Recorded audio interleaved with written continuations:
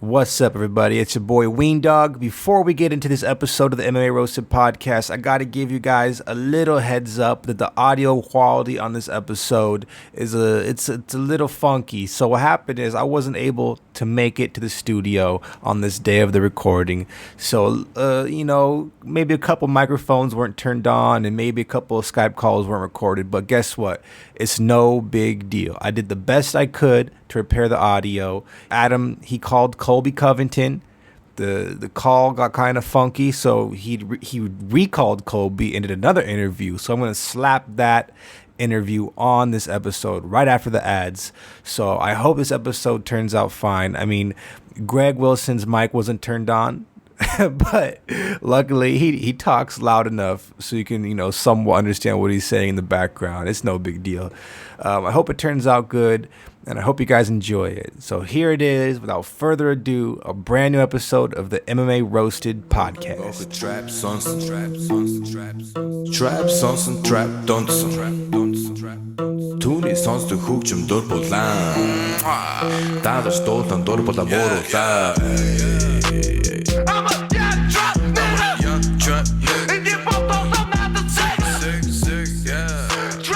Hey, bro, welcome to a brand new MMA Roasted Podcast. It's me, Adam Hunter. I'm here. We have the Greg Wilson back. How are you, man? Excited to be back here! Yes. Oh my God, I've been locked away! So turn your radios down. Yes, this is going to be fun. It's going to be a fun show. I want to thank our sponsor, Speedweed. Listen, people, marijuana is legal in California, and there's no reason to have to leave your house to get it, okay? You go to a dispensary, they give you some pots to sample, you drive home, next time you get pulled over, you got a DUI. DUIs are up huge since the legalization of marijuana, okay? So you don't even chance it. You order pizza, you order Chinese food, you order whatever, you Postmates. Now you can order marijuana, and they got the best vapes. They got like CBD mints. I'm looking at gummy bears. They have CBD lotion. They have everything. Amazing marijuana. Everything. They actually have marijuana sex lubricants. I'm telling you. Wow. Is that okay? I'm not sure how it works, but I'm gonna try it. We both have to. I think this is a matter of just not on each other, but yes, 100%. Not on each other. Forget it. I'm out. It's gonna be. I'm telling you. Go to speedweed.com. Can we do it on mic? Yeah, yes, of course. It's gonna be radio gold right there. Go to speedweed.com, check it out. Tell them that put an MMA Roasted, you get $10 off. Orders of $100 or more. Trust me on this one. It's the best stuff you'll ever smoke, ever do. CBD is amazing. After rolling, I put it all over me. It's great. Also, for hims, listen. 66% of men lose their hair by age 35. I know I've lost some, and I wish I had it back. I look at old pictures, and I'm like, fuck, man. The thing is, once you start to notice your hair loss, it's too late. It's gone. It's easier to keep the hair you have and to replace the hair you've lost. Is that hairline slowly starting to move backwards? Any bald spots yet? Come on, be honest with yourselves, people. How would you feel a year from now if you're fine, if it's business as usual up there? I ask you want a bald spot to pop up, or you want to do something about it first? Do you want your hairline to recede, or do you want to do something about it first? Come on, people. Listen, why do guys turn to weird solutions or do nothing when they can turn to medicine and science? Go to forhims.com, a one-stop shop for hair loss, skincare, sexual wellness for men. They connect you with real doctors and medical-grade solutions to treat hair loss. Well-known generic equivalents to name-brand prescriptions to help you keep your hair. No snake oil pills or gas station counter supplements. Prescription solutions backed by science. No waiting room, no awkward doctor visits. Save hours by going to forhims.com. It is so easy. Listen, people, I'm telling you, I've been using this stuff, and my hair's actually staying where it is. So all you guys making these dumb forehead jokes, okay, well, fuck you guys. All right, so order now. It does look good. I actually noticed that when I came over there. I was like, yeah, look at Adam. It's all about 4 Hims. My listeners get a trial month of Hims for just $5 today, right now, while supplies last. See the website for details. This will cost hundreds if you went to the doctor or the pharmacy. Go to forhims.com/roasted. That's forhims.com/roasted. forhims.com/roasted. Hello, is this Colby Covington? Yeah. All right, let me just get back real quick. This is Colby Covington. What's up? Adam Hunter. This is Adam Hunter. How are you, man? I'm talking to the champ. How you doing, man? I'm doing good, bro. How are you? Good. Congrats on throwing the first pitch out. I mean, did you ever think that was going to happen in your life? throwing the first pitch? Of course I expected it. I'm the great American winning machine. So, America loves winners, and that's why I went out to the Miami Stadium to throw out the first pitch and celebrate being a winner and a world champion. Did you throw a strike or what? Damn right, I threw that right down the center, man. I had a big critiquer. The guy that was catching the ball was my former high school and middle school buddy. So, he's like one of the starting pitchers for the Marlins. His name's Dan Straley. So, I couldn't let him down, man. I had to throw it right down the middle. That's awesome, man. Well, congratulations. I'm super happy for you, and congrats on the big win. You're now the champion of the world. I mean, how good does it feel to be champion of the world? Oh, it feels good, but there's so much unfinished business that I have left. Just proving each and every doubter wrong from the beginning is what this plan's been, and this is just a big slap in the face.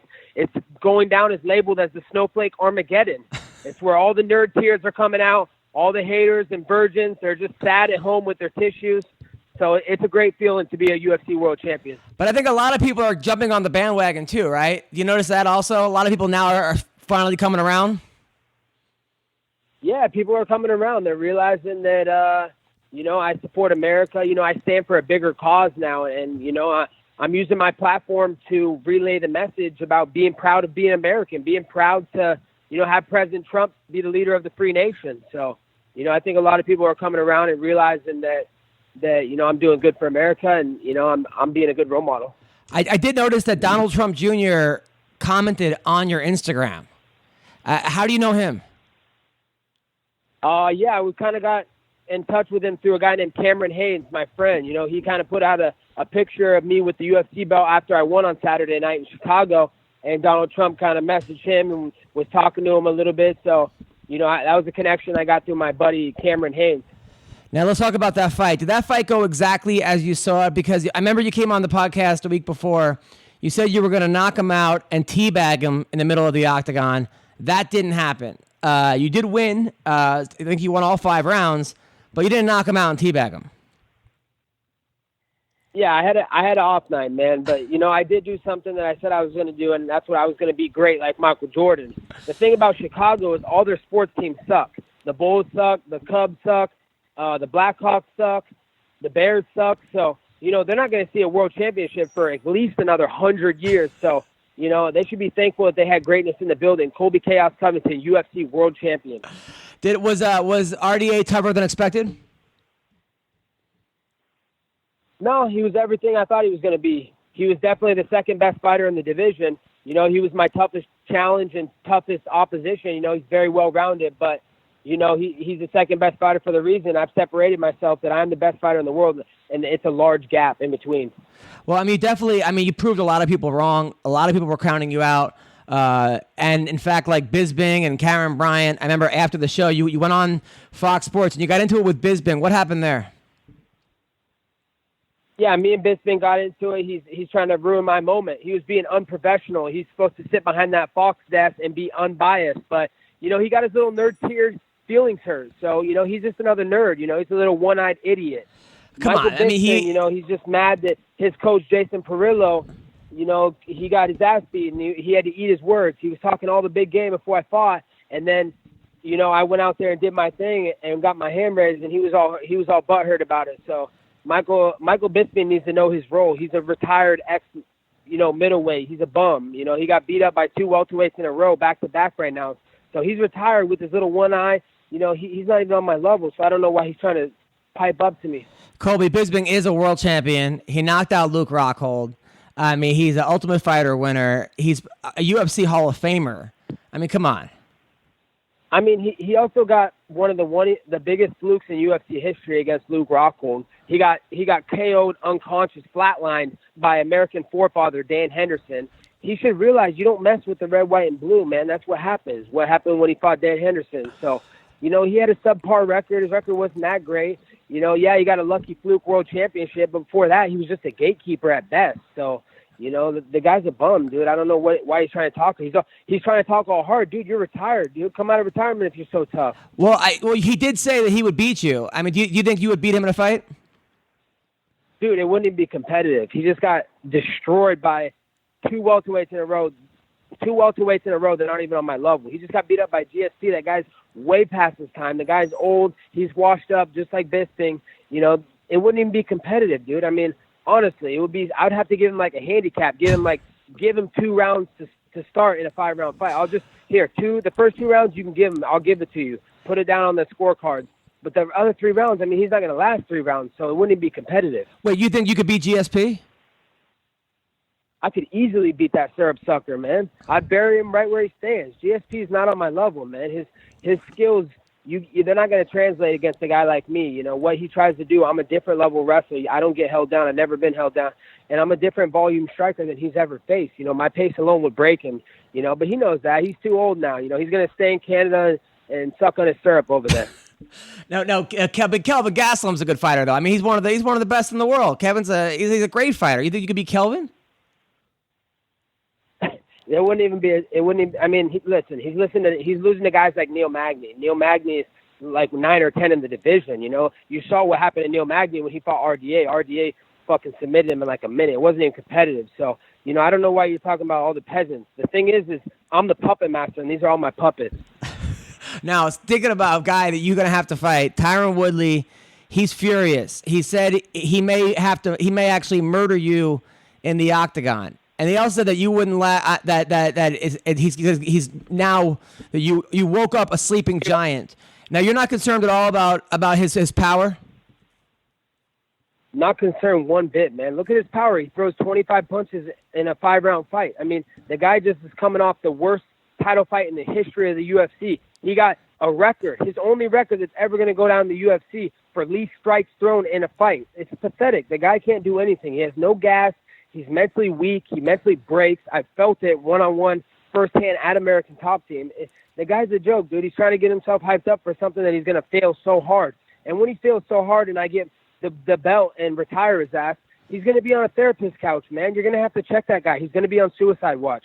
But you're not worried about it. I mean, the guy he knocked out Jay Haran. He knocked out Josh Koscheck. He knocked an actor out. He knocked an actor out. No one knows who that guy is. He knocked out Josh Koscheck. The guy was already retired. GSP retired Josh Koscheck. His face was already a mess. He had his orbital crashed too many times, and he's coming off a knockout loss to Lawler before that fight. So those fights, you know, they're not very impressive to me. Look at his last string of fights. You know, he's a little older now. He's slowed down. He doesn't have the same work ethic. Look at his face. He's a little fat, man. He doesn't want to show his little muffin top he's got going on. You know, Tyron Woodley's old. He's at the end of his career. His time has come and gone. My time is now, Adam. I got to say, man, the fact that I talked to you on Tuesday before I fucked up the audio. Sorry about that. You were back in the gym on Tuesday. You won the title on Saturday. You took Sunday off, I assume. Were you back on Monday morning? I actually stayed in Chicago. I was banging Midwest Freaks all weekend, so I wasn't able to get back to Florida and American Top Team until Tuesday. You know, I had my little victory tour, all my Midwest Freaks after I beat up that Brazilian geek RDA. So I got back to the gym. I'm actually outside, standing outside American Top Team as we speak. Wow. I mean, that's dedication. I don't know many people that can win the fight, the belt on Saturday and be back on Tuesday working their asses off. I mean, that just shows how good. Maybe that's the secret of your success as far as cardio and everything else. Let's talk about some of those porn stars. The porn convention was in town over the weekend. You win the fight that night. What do? I win the fight. I go straight back to my room and I have a threesome with 2 different porn stars. I'm on the porn star diet right now. That's how my cardio is so good, man. I go all night. I don't get tired ever. So, you know, they want to take pictures with the belt. They wanted to get naked and put them around their tits. And we had a good time, man. One of them wanted me to fuck her doggy style while I had the belt on. So did you? Did you bang her doggy style with the belt on? Of course I did, bro. And I was like, why you keep looking back? Damn, am I that good looking? I'm like, I know I'm good looking, but she kept looking at the belt. So what does that belt smell like right now? Oh, I mean, it still smells like leather, man. Oh, okay. It's good. You know, I took it, you know, right to I got it washed the next day, got a little spit shine, boom, boom, got the gold back looking good, the diamonds fresh. So, you know, I definitely, it's sanitary for the next chick that wants to get down. Now, aren't you concerned a little bit about herpes or genital warts or anything for some of these girls? Yeah, of course, dude. That's why I wrap up, man. Like, come on, I'm not stupid, dude. Okay, you wear I mean, not just those girls. Any girls could have herpes. Actually, a lot of times porn girls are cleaner because they get tested every week. So a lot of times those girls are actually the cleanest girls are out there. So I hear you. Yeah, you're right. Now, are you looking to have a girlfriend or find the one, or just threesomes every night? Definitely. I'd love to settle down. I'd love to find the one, but dude, man, chicks, man, there's so much drama, man. They just take away from your focus. So, Yes. I don't even want to give that time and energy up to a girl right now. You see how focused I am on fighting in my future. That's all I care about, man, is defending my belt and being the best and greatest fighter of all time. That's all I care about. I eat, live, and breathe this 365 days a year, Adam. I'm 24/7. I'm that type of guy, man. So I'll sacrifice a girl for my world championship and all that stuff. I don't care about a girl. If I find a good girl and a unicorn comes along that fits me perfect, great, man. I would love to share my life with her and be faithful to her because that's the type of person I am. But, until then, I'm just going to focus on my money and my career. Well, your sister's like a dancer for a basketball team. Don't you have any friends, hot dancer friends? Yeah, she's tried to hook me up with some of her friends. She used to be a cheerleader for the Sacramento Kings and the Florida Ice Hockey Panthers. So she's got some hot friends down in L.A., so I got to make a trip out to L.A. I'll come see – you're in L.A., right? Yes.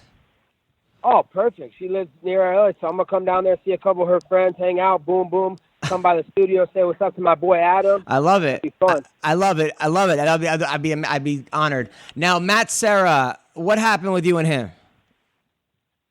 I mean, there's not really anything that happened with us. He's just trying to pipe up to the king. The thing is, he's a one-hit wonder. He's losing a 10-8 battle right now to diabetes, and he wants to come at the UFC welterweight king, Colby Covington. It just makes no sense. He's just looking for headlines. The guy's a joke. He's a little squirt.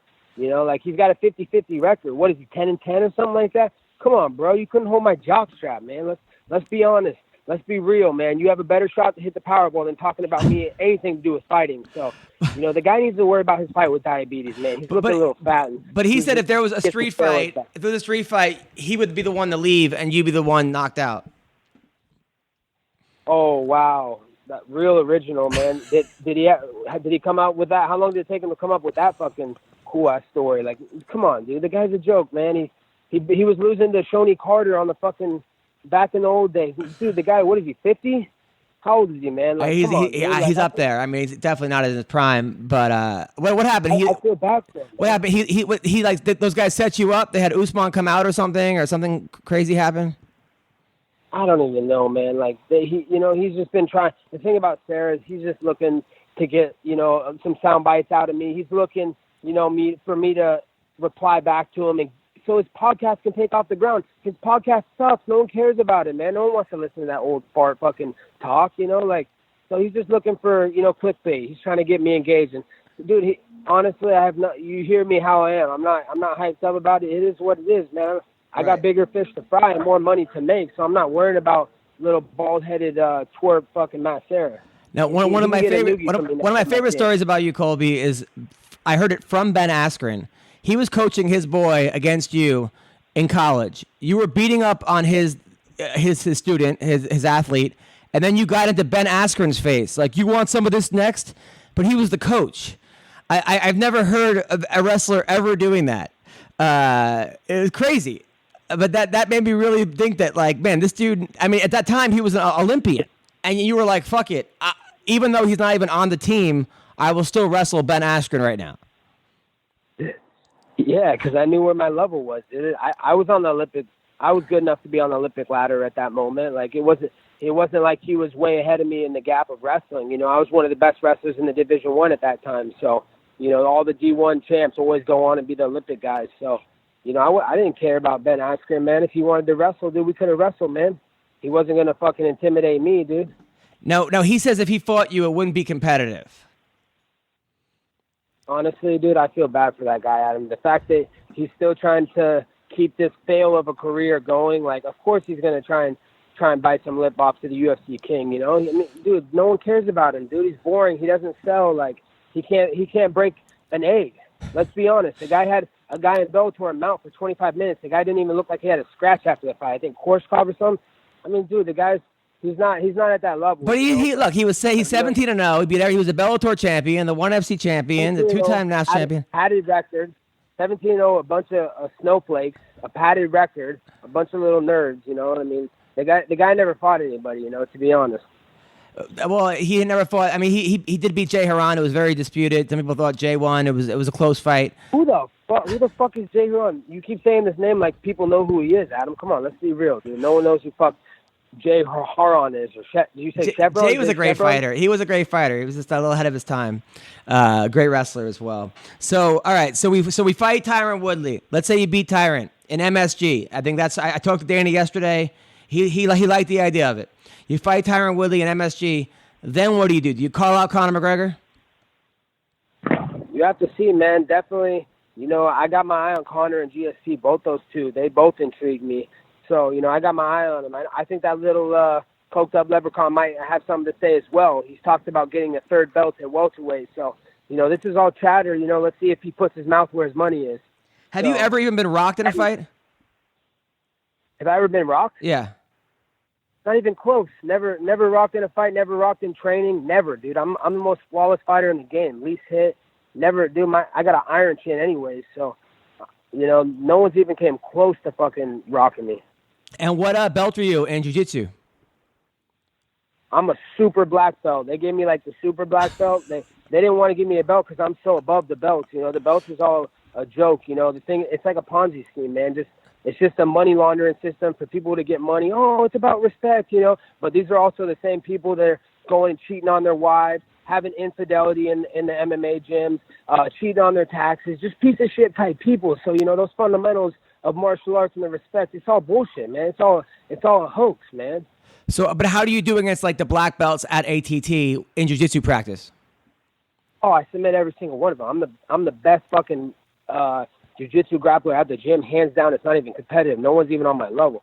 Dude, they sent me to a FILA Grappling World Championships my first year out of college, and like no American won it. And they sent me, I was the only American that won the FILA Grappling against a bunch of black belts. And this is like my first year training jiu-jitsu. Now I've been at American Top Team for 8 years now. I've been training with the best in the world. I'm a completely different level now. So, you know, if I went to ADC, I would easily win it. It wouldn't even be competitive. Really? Like, I mean, what about against guys like Gary Tonin or like some of those guys? That guy sucks, dude. He got submitted by Shoeface with a flying triangle. I train with Shoeface every day. Carl DeSapadillo Jr. That's one of my main training partners. So, I mean, how would you do in a grappling match against like Dylan Dennis? Oh, who the fuck's that? I don't even know who that is. He's Conor McGregor's jiu-jitsu coach. He's in Bellator. He's supposedly this like world renowned under Marcelo Garcia, black belt. Supposed to be a really good guy. I don't follow Bellator, and I definitely don't follow Conor McGregor's coaches. I could give a fuck less, to be honest. So, do you honestly think if you went to Abu Dhabi right now, you'd win the whole thing? It wouldn't even be a question. I wouldn't have to train with for it. It would be easy as fuck, man. I guarantee it. And you could ask most of the people that train with me. Ask Shoeface. Ask him if I would win it, dude. I win that shit easy, dude. Last time the ADC champ came to American Top Team, Rodolfo Vieira, I broke that dude in like a minute. He got into one scramble. I literally was in mount the whole night. He couldn't get me off him. Rodolfo Vieira, look it up. He's like, damn, Colby, you're on another level, man. So if I ask Hector Lombard, he'll say the same thing? I mean, he would probably say the same thing. I would hope he did. We've never really trained together, though. Yeah. People say you got to watch out for him. He'll say the same thing. Definitely Hector will say the same thing. He knows how good my grappling is. No one can stop my grappling. Wow. I love it. Well, listen. Hey, the thing is, the truth hurts the snowflakes, man. That's why this is Nerd Bash 2018. And I'm making the UFC great again, man. Well, listen, you're backing up everything. Now, when do you officially go to the White House? You know, I'm not sure yet. You know, we got to wait. We got to wait and see, you know. Listen, keep it up. Colby, be careful. Don't let any of these girls put holes in their condoms or anything. I don't want you to see you having kids right now. You got to be focused one day, all right? So be on the lookout. I like that. You know, God bless America. God bless America. Colby, thank you for everything, and keep doing what you're doing. Do it for the troops, baby. America. Absolutely. Yeah. Take care, brother.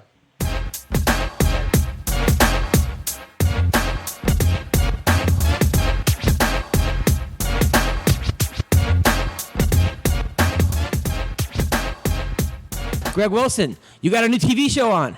Talk to me, man. Dude, it was really, it was the job of, I keep saying it was the best job I ever had. I got cast in this role on Ghosted, which is on Fox.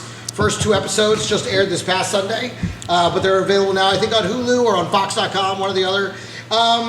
Dude, I mean, like, because I'm working with Craig Robinson. Yes, I'm brilliant. working with Adam Scott, and here's the thing, like, I get this role, and the audition was this tiny little, but, you know, they're like, oh, here's your desk, and it's literally like, my desk is across from Adam Scott and next to Craig Robinson. So whatever they're doing, I'm doing. Nice. You know, did they let you improvise at all or no? Really? Yes. And what's funny is I was really afraid to because those guys improvise a ton. And you don't want to be like the annoying guy who's like, tell this guy to shut up. The guy who's just supposed to be, dude, just do your part, bro. You know, like, even though, you know, I know Craig from the comedy world, this is clearly their show. Yeah. And so, I mean, I was very much reticent to jump out there with them because I was like, they're the stars. I'm just going to, when I'm supposed to chime in, I chime in. But one of the other cast members, the gal Yimmy, she started just saying stuff. Okay. And I was like, and nobody, and I was. Was that good or bad? And very good. Yeah. It was all great. But I'm watching it, I'm like, and nobody ever came and stopped her. Yeah, there was no like all of a sudden to cut and then people are whispering and. Exactly, none of that. And I'm watching out of this the entire time. Then she does like I'm like, wait a minute. So we can improvise. Okay. And so that's when I really started. But it would be easier if someone told you, hey, if you want to add something here or there, that would be a better thing, wouldn't it? No, because to be honest, it was such a creative shift. The reason I was added to the show is because on the hiatus, they changed showrunners. They brought in the guy from The Office. They brought in all new writers. Have you got a lot of people recognizing you from the show? Not yet. I mean, it just aired like 2 days ago. Have you got anybody? 0. Well, you do realize if this was 20 years ago, your phone would be off the hook. Oh, sure, absolutely. But I mean, in the first 2 episodes, I had very few lines. But it doesn't matter. It's just crazy. First of all, I'm proud of you. I'm happy for you. I love it. But I'll never forget, 2 years ago, the Oxygen show aired, Living with Funny, and I'm one of the 6 cast members. Me, Michael Blackson, D-Ray. I'm the only white guy. Absolutely. That night, I go for a jog, because I was with the Ha-Ha. I'm jogging around La Cienega. I'm like, yes. And then people at the Ha-Ha were like, hey, I saw you tonight. I'm like, on the show? They're like, no, jogging on La Cienega. I had at least 4 people tell me they saw me on Yeah, I'm like, why do I even bother? I should just jog everywhere. The thing, I mean, the reality is the digital pile is so deep and wide. If you're not a hit, you're just another. But still, you're on a network show as a cast member, yes. And that's huge. And this is the week that I really get to do something. Right. Like over those first couple of weeks of shooting, they were figuring out what they were going to do with us. And then by this episode, my 3rd episode, episode 12, right, is when they kind of were like, okay, we know what to do with this guy. Oh, good. Now I saw that you've been touring with Craig Robinson also. And we started, so Craig said to you, hey, you're a funny guy. You want to open for me? Yeah. Now you're a hard act to follow. Probably one of the hardest act to follow that I've ever seen. In fact, when I have to follow you, I'm like, fuck. And you say that about me too, which is an honor. So. Is it hard for yeah, of course. Is it hard for Robinson to follow you at all? No, not at all, because he's such an amazing character as a person. You know what I mean? Like he's fairly bigger than life. You know, everybody knows him from The Office, from Hot Tub Time Machine, and not only that, he's also the sweetest, nicest, most likable guy on the planet. And so, I mean, it's like, I'm not famous. So the second he comes out, they forget about everything. And he's a fantastic comedian. He's hilarious with the crowd. And then the music stuff is fucking funny as shit. And because he's playing the piano and stuff like that, it's just such an entirely different show. I'm not even a thought in their minds. I had a show for my cousin who's really sick. She has this like disease that all these kids have called phaneal dysautonomia, which is like only Jewish people get. But it's one of these things where like you can't feel pain. Not the chosen.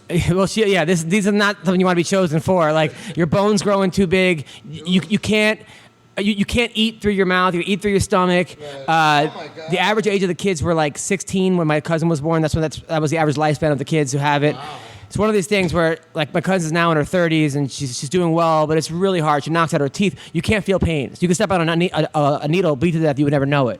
Well, so I appreciate you telling me. Well, she's my hero. I love her to death. But the point was that every year they would ask me to do a comedy show for them and see who I can get. And I called Craig Robinson, and he was on The Office at the time, and he drove across town for no money and did an hour show for these kids. Just because I asked him to. Yeah. And the kids were all chanting. He's got the biggest heart ever. He is the sweetest, most genuine guy. Yeah. I love traveling with him. I love working with him. You know, it's really been, the whole thing's been a tremendous blessing. I've really had a great time. That's great. That's great. What did I do? So I had shows over the weekend. It's funny. I've been doing the lab finally at the Improv. The Improv was like not giving me much love. The other clubs were, the Laugh Factory and the Ha Ha. And, but the Improv. But Davis still running over there? Jay's but hanging on. They flipped those guys pretty fast. But the thing was, the Improv and the Lab, it's such a weird spot where you could, like, if you don't watch the beginning of the show and see how other comics are doing, it's hard to gauge how like you did. Like if you just show up for your set and you go on and you're like, oh, I think I did okay. And then next thing I know, people were like, you were the best of the room. Oh, my favorite of the night. I was like, dude, that was like, I thought I fucking bombed. You know, that was just I was like, how bad did the other fucking comics do? Or like, you know, that room is weird. It kind of has that kind of make me laugh vibe. It does. That I've seen it all. It has like alternative. You're not Tosh. Yeah, you know, it does. It does. It's weird. And I face that a lot there too. And it's funny because it's not even from like elite people. It's not like they're industry people. No, they're people that couldn't get into the other room a lot of times. They're like, it's weird. That is true about that room. I do love it. I do love the intimacy of it. No, there's something I do love about it, but it's also like, it was just a strange thing. So I did that, but it was funny because there was an older woman there, and she kept saying, what? And she was with her son. So then I kept telling her what the joke was after I told the joke already, which got into a laugh. And then at the end, I'm like, if you see me, if any of you guys want to follow me, if you guys are on Instagram or Twitter or life support, you know, I pointed to her. And then she yells out, what? I swallow? Like, meaning like, she's not on life support, but it just came off like I swallow. And she's with her son, and everyone just started dying laughing. I'm like, you are a freak. Wait. But was she saying I swallow, or was she saying I'm on life support? She said I swallow, like I'm not on life support. I guess with your life support you can't swallow. I didn't, but because there's a tube down. Yeah, right. Wow, that's a deep dive into the mind of the senior citizen. Yeah. Like you got to connect a lot of dots. Like everyone knows that when you're on life support, you can't swallow anything because you got a tube down your throat. Right, but like I swallow. Yeah, but I was like, how is that even relative? Yeah, we hear I swallow, and of course, like every guy's like, great, I'm looking for you, Grandma. Whip them teeth out. Let's get a gummy out. Yeah, exactly. So that was that. That was fun. Then I did the Laugh Factory Friday and Saturday. I watched the fights. So you gotta imagine your jizz isn't, the consistency is very similar to her own dusty spit at this point anyway. Yeah. What was the oldest girl that ever gave you a blowjob? I don't know, my age. 70? No, I don't think, maybe, jeez. I probably hit a 50-year-old in there somewhere. Yeah. You know? I do notice older blowjobs are usually better. Oh, yeah. Yeah. They're thirsty. Or like... They don't do it as long. It's like I think one girl told me, she's like, it's been 7 years. I was like, Jesus Christ, lady. You don't have to wait that long. She said it's been 7 years. Been 7 years. I know. It's been 7 years. 4 score. And like, last time I did this, Clinton Monica was a huge thing. 7 years. So let's talk about the fights over the weekend. Wait a minute. But I know you probably talked about the Joe Rogan thing and everything, and what's his name also talking about you. Yeah. Yeah, dude. Yeah. That was I was like, I thought that was a real highlight for you and the show. Oh, absolutely. No, Rogan listens to the podcast. I think he listened to the one where Colby talked about John Jones doing steroids in college, because he talked about that on his podcast right after. Which then after that, he then told the same story on Jim Norton's show, and of course that became everyone. It's funny when someone tells him the version of it that everyone's like, yeah. Oh, he did that on Norton's show. It's like, yeah, but he did my first. People tend to take whichever one is the more famous and assume that's the first one. That's the one, right? Of course, that happens to me all the time. With jokes too. With jokes. Oh, I saw what's his name do it. Yeah, because he fucking saw me do it 3 fucking years ago. Oh, 100. He's the more famous person. He's the one that they saw do it. Yes. By the way, Vince Pichel is supposed to be here. It's now 3:30. Fuck, they just... It's a long drive from hell. yeah, I don't know where he is. So anyway, All right, so he finally got back to me, Ben, by the way. All right, here we go. UFC, last weekend. A lot of thoughts on this. First of all, the Romero-Whitaker fight. Romero, how do you miss weight by 0.2 of a pound? I mean, at that point, you shouldn't be that sucked out where you can't get that 0.2 out. I mean, come on, man. 0.2? I could see if you miss it by 3, 4, which is still terrible, which is worse. 0.2, you stand on your fucking head and then go on the scale. There's ways to do it. So it felt so bad that he wasn't getting a title shot. And also, he had to give up 20% of his purse, and also he had that whole stigma. But it looked like he was a guy really reserving his punches because it really looked like he just didn't have the energy. He was throwing 4 punches around. 2 of them were hitting and knocking the fuck out of Whitaker. But I gotta say, what I thought was the weirdest part was he wouldn't go in for the kill. He had Whitaker wobbling around, and then he would kind of let him recover and then come after him again. It was so strange. And even Joe Rogan and everybody was like, why isn't he finishing him off? Why isn't he attacking? He didn't have the energy. That happened 3 times. It's because he's sucking too much weight, and he's doing it the wrong way. And it's not the first time, obviously, that he's missed weight. And so, what's the name? Dana said he should go up to 205.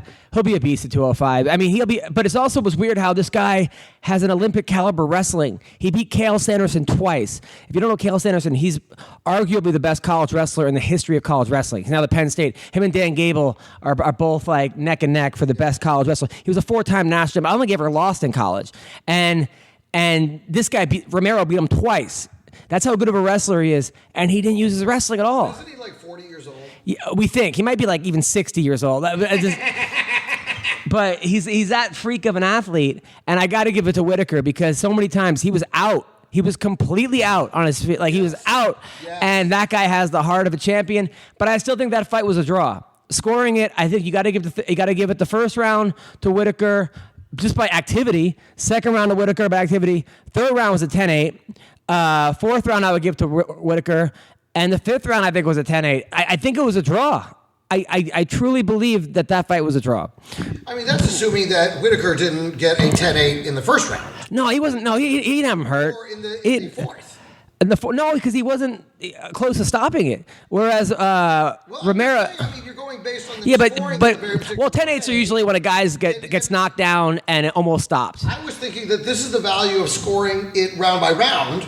Because that way, the way the fight ends doesn't affect the way you saw the first round. Well, even if it was a draw, he would still retain the title. He was going to retain the title regardless because the guy didn't make the weight. Yeah. But even if it was a draw, so yeah. Listen, all I can tell you is this, man. What a fight! Yes. Irregardless, I was like this.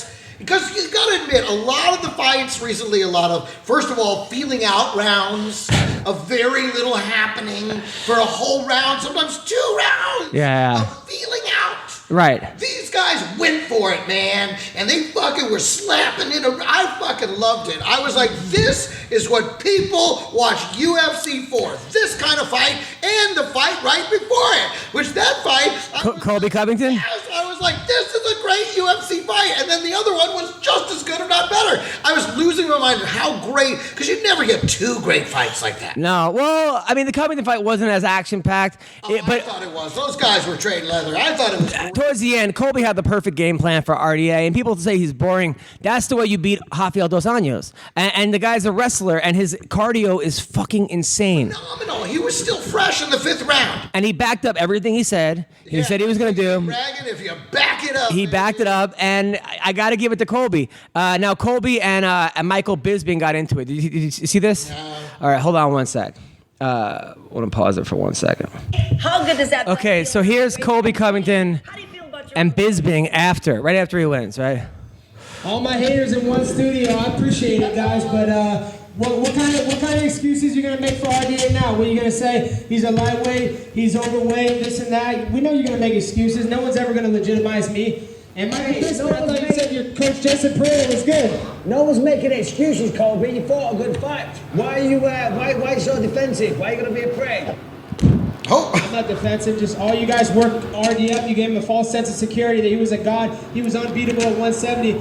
now I just beat him. I want to hear the excuses that you guys are going to make. That makes it even better for you. So, we said it was a great opponent. You went out there. We just said, I don't know if you care to listen. I know you just had a fight and been hitting the head a few times, but obviously you don't think too straight. We just said you fought a very, very good fight. If you care to listen, open your ears and stop talking so much crap for 1 minute. You might hear that we actually gave you some compliments. That's not a compliment. Stop talking crap. Colby. Isn't that your king? That's what you do the best. No, but that's all you do is talk. Well, Colby, let's talk about who you Why don't you come out, boy? Hey. Come out in retirement. Best man, I'll retire you for good. Okay. Hey, that's the best joke I've heard all day. Good one. Take your shades off. Look like an idiot. Yeah, good one. Let's look to the future, Colby. Who you're calling out Tyron? All right, so that didn't go very well. I'm mixed on this. One hand, he did say all my haters in one place. What happened to your coach, Jason Perillo? Because that was RDA's coach, and that kind of, I think, set Bisping off. At the same time, he just fought the fight of his life. He's now the new champion. Give him his just due. There's no need to shit on him. I mean, I agree with that. And then I know you just got punched in the head a bunch of times. It's like, yeah, and you've been there. Would you want to be attacked like this right now? No. This makes no sense. That's actually, in my opinion, very poor form on the part of Michael Bisping. Michael Bisping should have been like, hey, listen, we're not haters. He should have diffused it. Yeah. And been a professional because he's the broadcaster in this situation. Right. He's not sitting in the audience just barking back at him like, oh, anytime, any place. He's the fucking broadcaster now. Okay, so he should have diffused it, given him his due, and fucking built him up.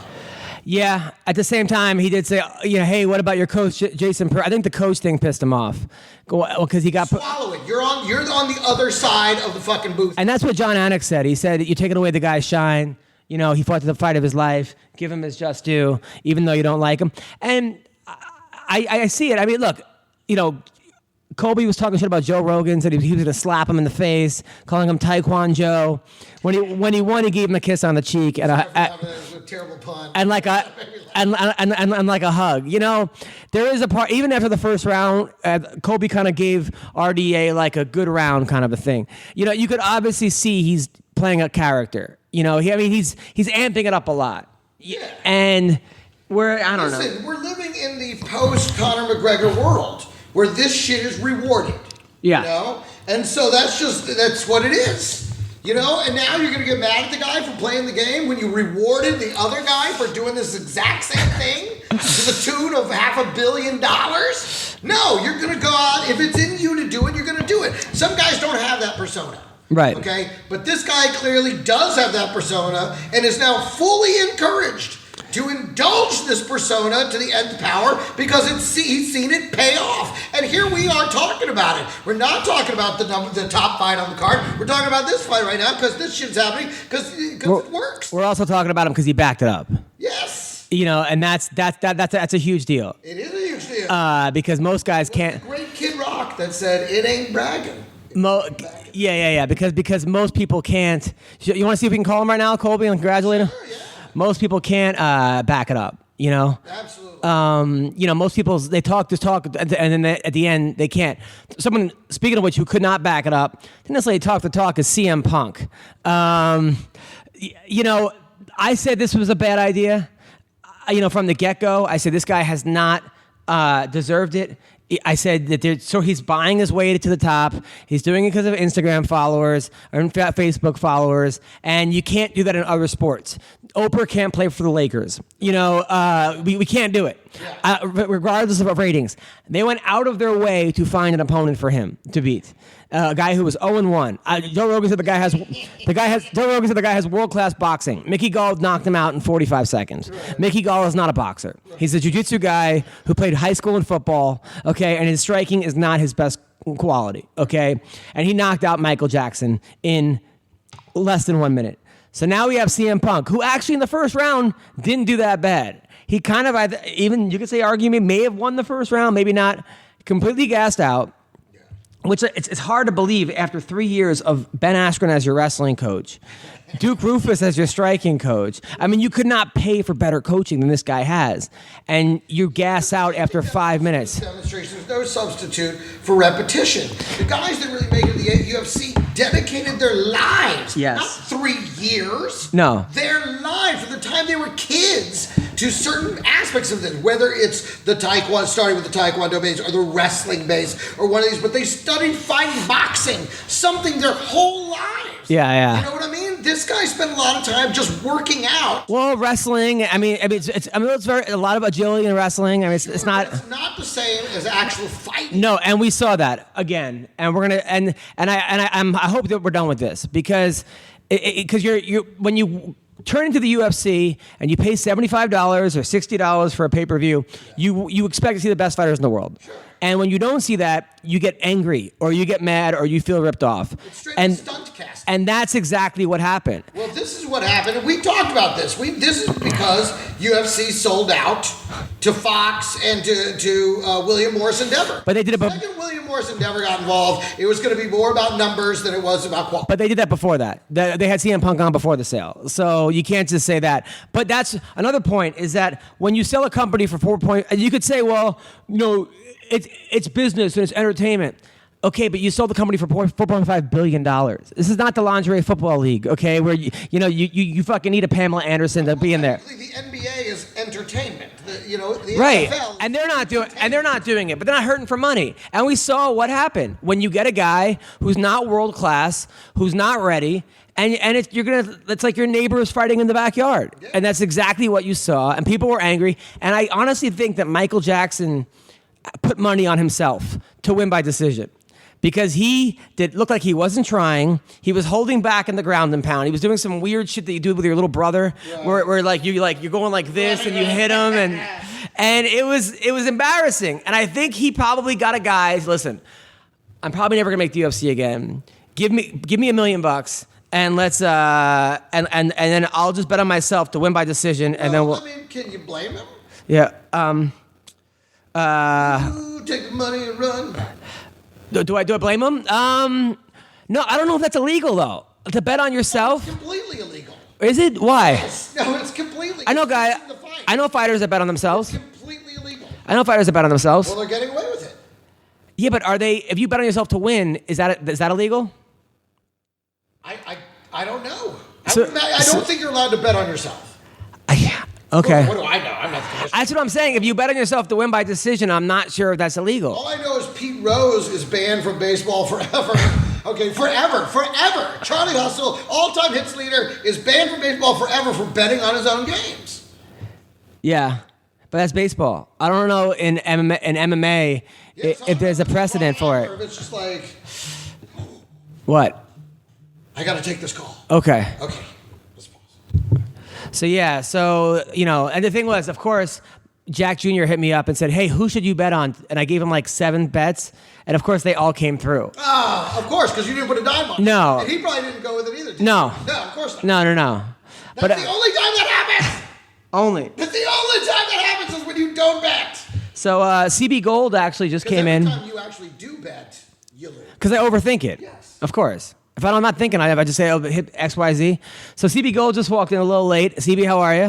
Hey, how are you? What have you been up to?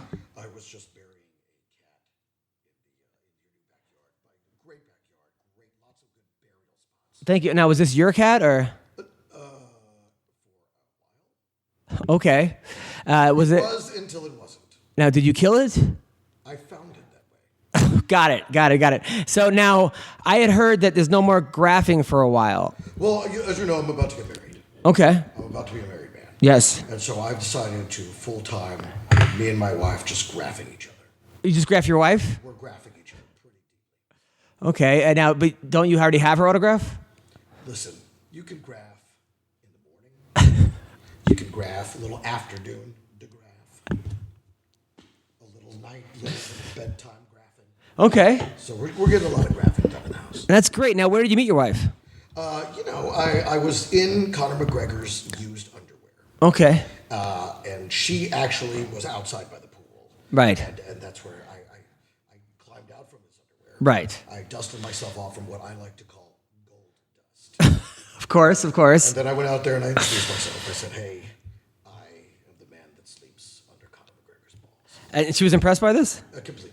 Wow, that's amazing. Now McGregor has been actually getting into lots of trouble. He threw a dolly at a bus. I don't know when he's fighting next. Are you still a big fan of him? I am really committed to these tattoos, so I have to say yes. Okay. Now, is there anything he could do possibly that would make you remove those tattoos? Pay for the removal? Okay, good. That's good. Well, actually, don't get me wrong. My grandfather is a billionaire. Right, of course. You know, he yes. gave me $130,000 because it was Tuesday. So don't worry. I used none of it to get you a wedding gift. But still, I just don't have the money for that right now. Okay, well, I understand, man. I mean, you got to do what you got to do. Now, I heard that Conor McGregor might be calling in. Thank you, CB, for talking to you. Hey, of course. In fact, let me crawl out of his asshole right now, and I'll ask him to call in. Okay, thank you. Thanks, CB. Appreciate it, man.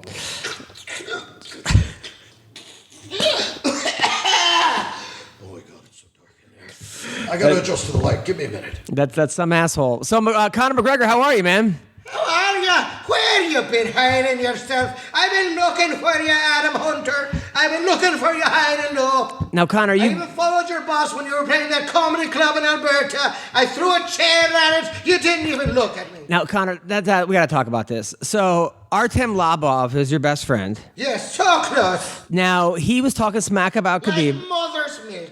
Now, Khabib smacked him, right? That's right. And it got back to you. You took a private plane with 19 of your hooligan friends. That's right. That's right. This is all correct. And then you show up at Madison Square Garden. That's right. You walk through security, and then you throw a dolly at a bus where Khabib is staying. That's right. Now, why wouldn't you just fight him in an octagon? Or why would you, if you're going to do this, did you think you were going to get away with this? It was all on camera, all documented. Let me answer your question with a question. Okay. What's my name? Conor McGregor. There's your answer, motherfucker! I'm goddamn Conor McGregor! I'm still confused. I'll do whatever the fuck I please. I'm Conor McGregor. Now, you haven't fought in over 2 years. Okay, your last fight was against... Don't need to fight. Your fight against Mayweather. I'm fighting with the healing. Okay, now, word is that you might fight Khabib in Russia. Is there any truth to that? There's a little bit of truth to that. I don't mind telling you, I like the loose rules they have over there in Russia. The what? Loose rules. Oh, loose rules. Okay. Yes, they don't mind so much if, put a few marbles in your palm, put some maybe nails in your gloves. They're a little fast and loose over there. So you're planning on cheating? No, of course not. I'm just saying, I like the idea. Now, Khabib's got much better wrestling than you. Sure, he wrestled the bear. Okay, and he got better sambo. All I wrestled was a potato. Once again, it seems like Irish people they get offended when you make fun of potatoes. But you being Irish, I don't understand that at all. I love potatoes. What are people all up in arms about? And there was a famine back in the day, and I wasn't there for it. What's my name? Conor McGregor. You're goddamn right it is. Okay. Now, how are you going to deal with Khabib's wrestling? How do you plan on dealing with Khabib's wrestling? Khabib's a fine wrestler. But as you know, I knock people out with my charisma. Your charisma. That's right. All right. My vibe. Can you feel it now? Now, Michael... Throwing it at you now. You feel it? You feel that? I feel something. Now, Michael Chiesa supposedly is suing you because you got glass in his eye and he couldn't fight. And that's why I'm going to Russia. Why? Glass in the eye is covered. They cover that? That's what they do. It's anticipated. And then Ray Borg... You don't go into a fight in Russia without throwing a little glass in your opponent's eye. Now, Ray Borg is supposed to be suing you also? Ray Borg, I don't even know him. He's a 125-pounder who's very upset because he couldn't fight either because you got glass in his cornea. Listen, life's full of little setbacks. You think I wasn't born with a little glass somewhere in my body? So you're not even feeling bad about any of this? No, of course not. What's my name? Conor McGregor. That's right. All right, Conor. That's the answer to all these questions. I'm goddamn Conor McGregor, and don't you fucking forget about it. I won't. All right, Conor. Thank you for calling in. Thank you very much. I have to go count my doubloons. See, guys, people, we only bring you the best here, okay? We only bring you the best. They'll only bring you the best. What do you get me into? What do you get me into? What were we talking about? Holly Holm versus Megan Anderson. I called that also because Look, I like Megan Anderson, but she has not fought the level of opposition as Holly Holm. You know, I of course was watching it for Holly, my girl, Holly Holm. Yeah. I love that little girl. I think she's a beautiful lady. Why did you become Elvis just now? Because that's how you say Holly Holm. Okay, got it. So, Holly Holm's like a peanut butter and mashed nanner sandwich. Just delicious. Got it. So, Holly was, so of course I watched that fight and of course, you know, hoping maybe, you know, maybe mid-fight finger bang, who knows. But when the second they come out, they're like making her octagon debut. Yeah. I'm like, what? Well, she's been Invicta. She's the Invicta champion. Yeah, but who makes their debut in the championship match? Yeah, and she was, and you know, and she kept calling out Cyborg and saying that she was going to beat Cyborg and this and that, and she's not ready for that. Obviously not. She couldn't even get through Holly Holm. You know? And well, Holly Holm is a tough girl to fight. Absolutely, that's right. To my opinion, if it's not Cyborg, number 2 for me is Holly Holm. Yeah, probably. Yeah, 45. Yes, but it's such a huge gap between Cyborg and everybody else. No pun intended. I mean, but it's such a huge gap. Now we're gonna call. Let's see if this guy. How huge is it? It's huge. It's huge. But yeah. So Megan Anderson, she'll be back. She's tough. Oh, of course. You know, it's just definitely starting above her pay grade. And I guess they were figuring, you know, because she was basically a gigantress. Sorry, Mr. Colby. Oh shit, that was Shorty Torres. All right. Yeah. So what's the name says we can call him. I'm excited about that. We're gonna call Colby right now. All right. The champion. We're gonna get the champion on the phone. All right. That was Shorty Torres. No. Okay. Yeah. So this is good. I can't wait to see him versus Tyron Woodley. That's gonna be what a build up to that fight. Jesus. I mean, that's just gonna be a huge fight. That's just. I mean, they genuinely hate each other. Listen, that's what this sport needs. This guy's smart. He's not just a great competitor. He's really fucking smart. What about calling Brazilians? Maybe not smart. What about calling Brazilians filthy animals? Maybe not smart, but I'm saying he's playing the game. Yeah. Whether it's smart or not, that may not be the right. Do you think he goes too far by calling Brazilians filthy animals? Listen, it's not for me to say. Would you do that? No, of course not. But what if they, just to play devil's advocate or play Colby's advocate, what if they said, Channing, you will die while he was thing? They turn off the water in his hotel. So, like, I mean, that's his whole thing is that they treat him. That's a different story. But I don't know what he said to lead up to that. Why are they after him like that? I mean, that's the thing. And also, wouldn't those Brazilians who did that be jerks versus all Brazilians? You know, this is an out of context conversation. Everything's about context. But I think also when you make sweeping generalizations, that's where you get in trouble. Yeah, and I think that's. I mean, it's just saying that. I mean, do you want Brazilians as a country to hate you? They're all dangerous fighters. So that's all they do down there. They do 3 things: they dance, they fuck, and they fight. Brazilians? Yeah, they're built for it. They're just great at it. They're great at more things, just dancing, fucking, and fighting. But I feel like that's really soccer. That's really dance fighting. You reach Colby's. Fuck Colby, pick up the phone, man. All right. We're gonna call him back. If he doesn't pick up, I think Conor McGregor may need to leave a message on his answer machine. I don't know about that. He actually has you worried?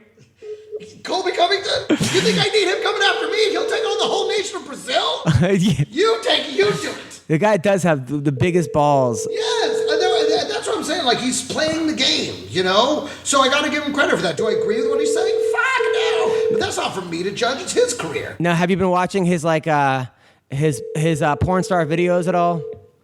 You know, politics aside, the guy's a great champ. Yeah. You know what I mean?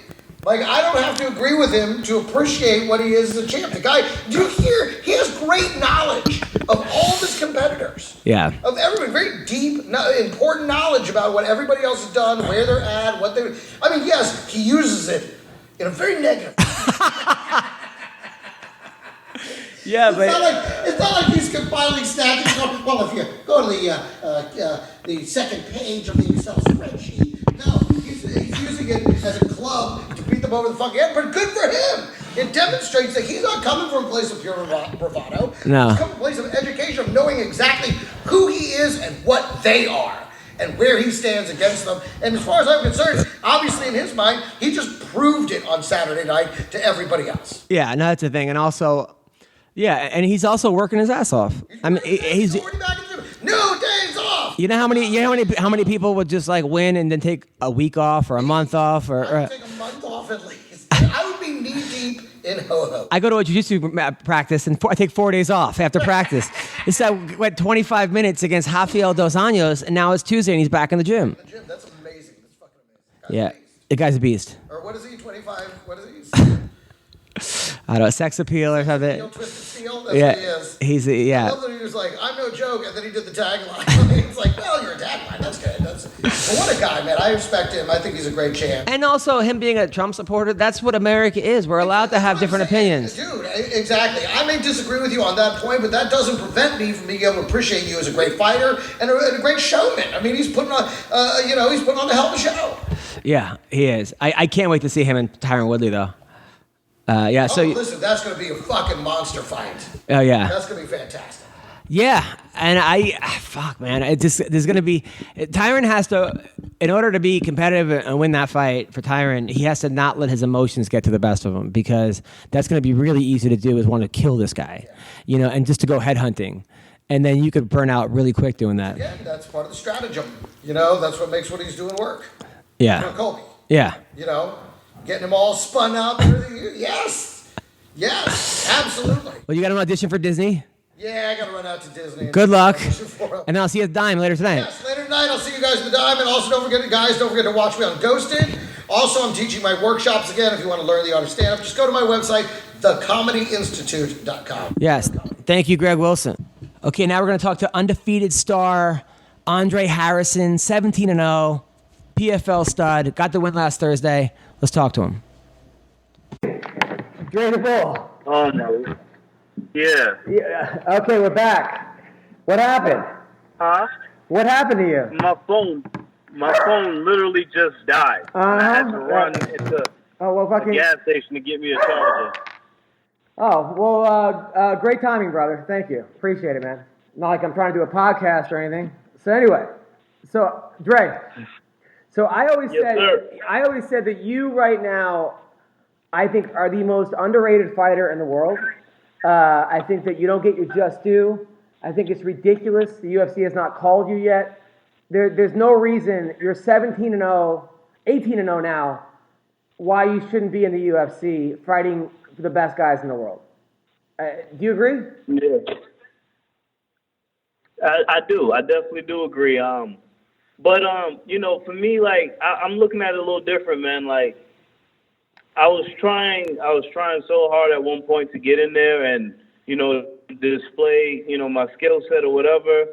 And it just got frustrating, man. It was like, it got to a point where it's like, everybody knows that there's guys right now in the UFC roster that I can beat. And that's just facts right there. Like CM Punk and Michael Jackson? And the fact that, I'm sorry? Like CM Punk and Mike Jackson? Oh my gosh, like that kind of stuff. Like, CM Punk is 0-2 now, but 0-1, and he's on the main card of a fight card. I'm like, how is that possible? Meanwhile, at one point in time, I'm 14-15-0, fighting tough guys, and I can't get a shot. You know what I mean? So I just let things be how they be, and now I'm in a tournament where if I continue doing what I've been doing my entire career, I'll be a millionaire by the end of the year. Right, which would be nice, because it would take you a very long time to make $1 million in the UFC. A lot longer than it would take in the... Yeah. Now, I don't like this whole point system, though, because I do feel like right now, Steven Seiler, because he got a first-round finish, is ranked higher than you in this thing. But you're fighting tougher guys, and maybe your whole thing isn't about finishing people. Hello? Yeah, hello? Can you hear me? Yeah. But yeah, I can. But when you point, some people look at the point system as like a ranking system, as if like that's the end all be all. But I know you, especially coming from a wrestling background, we all know that rankings is just a piece of paper. You know what I mean? It's almost like they just graded you on your fights. That doesn't mean that Seiler is better than me or that I'm better than somebody else who may not even have points right now. You know what I mean? At the end of the day, you have to win in order to advance, and that's just what it is. You know what I mean? So Tyler was in a hell of a fight. Went ahead and pulled out a awesome triangle. Kudos to him. But at some point in time, he's gonna have to be matched up with somebody else and somebody else and somebody else, and he's gonna have to keep winning. Same as me, same as Lance, same as anybody else in any of the weight classes. You know what I mean? So it's one of those things where I think too much people put too much weight on the point system like that. It doesn't really matter so much. The wins matter. You have to win in order to get to the next round. Now, do you think you have is it going to be hard for you to get up for some of these guys? Because I got like Lance Palmer, who you beat, right? So you think he has more of a motivation to beat you? Hello? Yeah. Can you hear me? Can you hear me? Yeah, you were cutting in and out. All right, I'm gonna call you back from my from my home. Pick up the phone though, okay? Hold on a sec. All right, so we're all right, I'm good. I'm charging up right now. All right, cool, good. Here we go. Boom. Harrison, we're back. You bet. What? Did your phone die now? Yeah, my phone died, and then then I had to go inside, and I couldn't get wireless. I'm doing it from my garage, and then my dog's barking. It's a whole thing. So, but we're back. This is hilarious. Just like you, I don't quit. All right. So. There we go. Just like you. All right. So your first date was at my comedy show? No, that wasn't our first date, but I brought her to your comedy show. And you were there. We met we met your fiance at the time, but your wife now. No, yeah. I'm having a baby in like 5 weeks. Congrats, man. Thank you. Any advice on being a dad?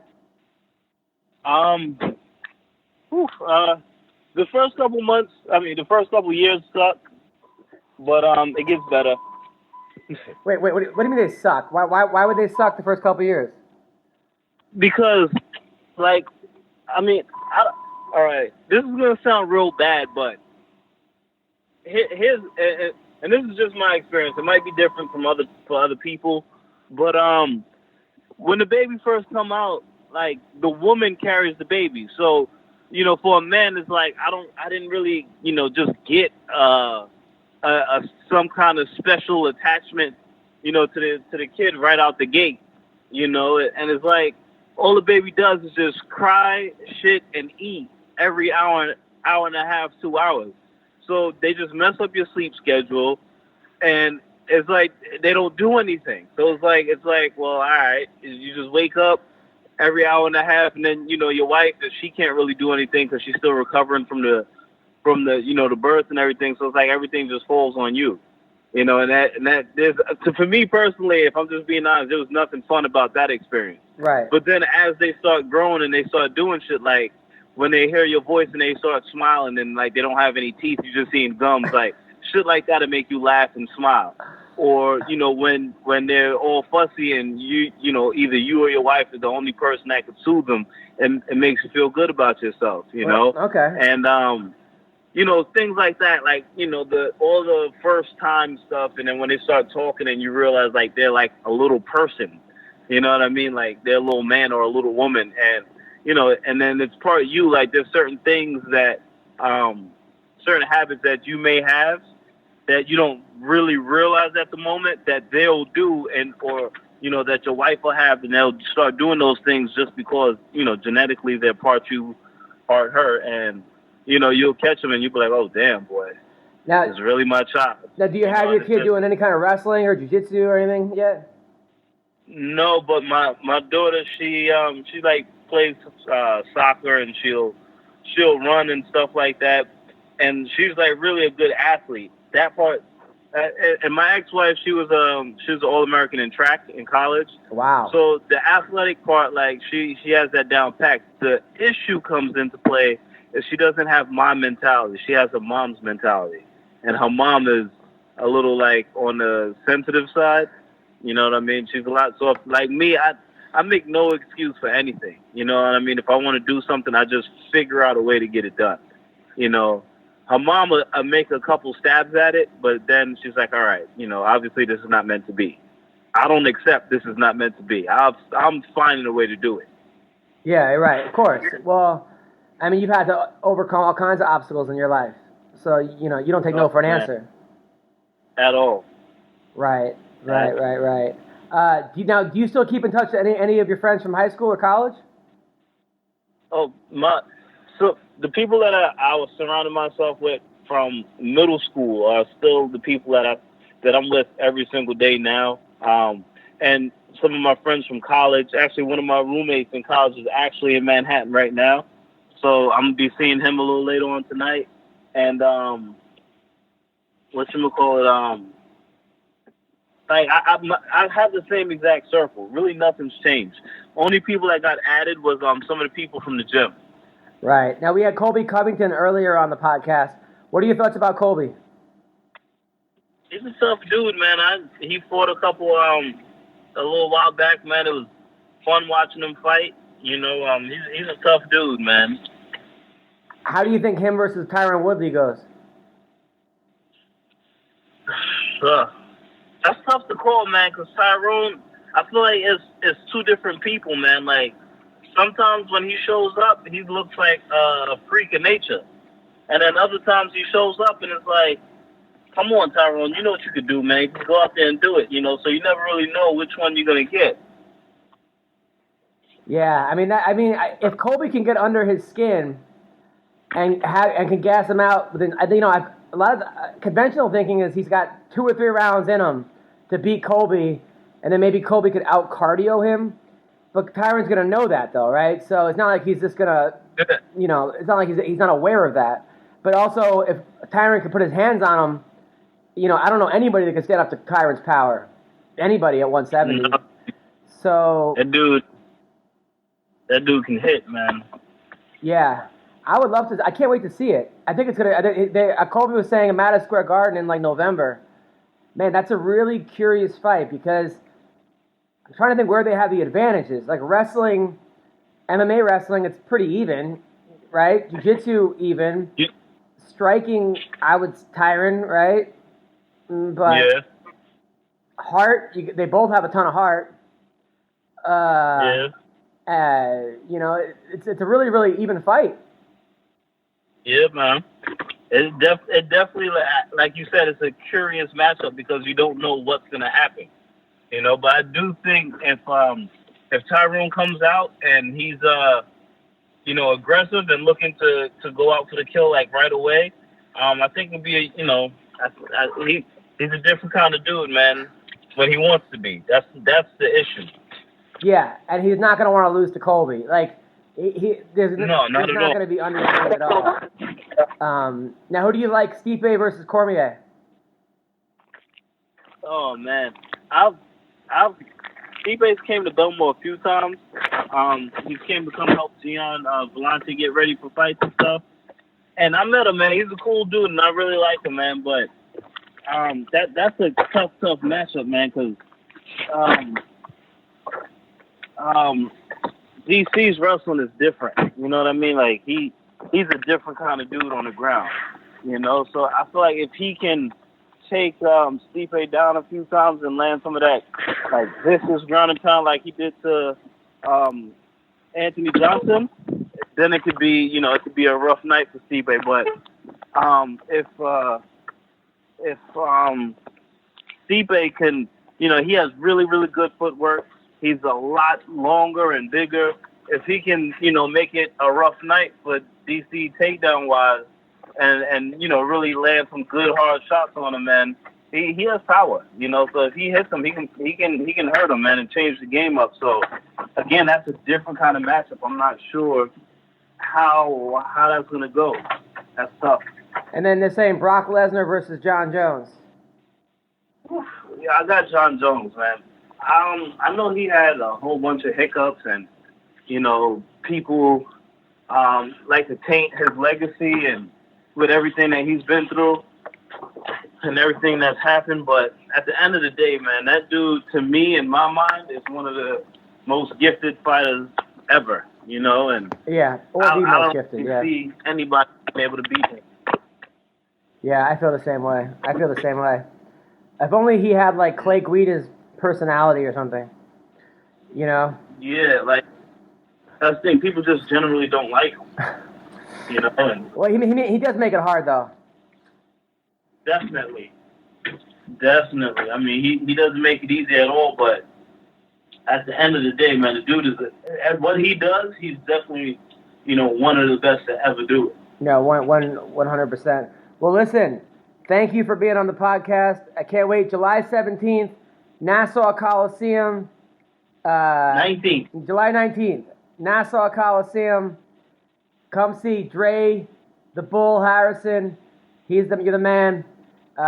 Thanks for doing the podcast. No problem, man. And you got to bring your show back again on the East Coast, man. I 100% will, man. 100% will. Thanks, brother. No problem, man. Have a great night. You too. Trap sonsen, trap dansen. Түүний сонсдог хөгжим дур булаа. Даадar стуулан дур булаа мууруулаа.